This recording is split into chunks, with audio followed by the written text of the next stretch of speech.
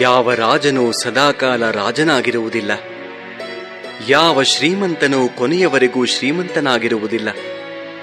ಯಾವ ಬಡವನೂ ಕೊನೆಯವರೆಗೂ ಬಡವನಾಗಿಯೇ ಇರುವುದಿಲ್ಲ. ಈ ಜಗತ್ತಿನಲ್ಲಿ ಯಾವುದು ಕೂಡ ಶಾಶ್ವತವಲ್ಲ. ಪರಿವರ್ತನೆಯೇ ಜಗದ ನಿಯಮವಾಗಿದೆ.